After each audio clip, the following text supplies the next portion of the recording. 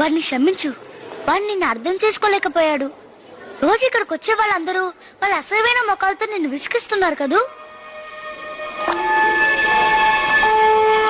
నేను చెప్పేది వినపడుతోందా?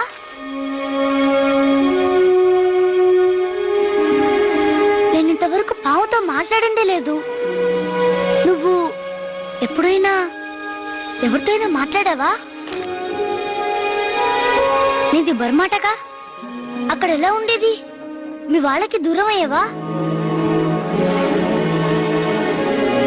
అర్థమైంది. నా పరిస్థితి అంతే.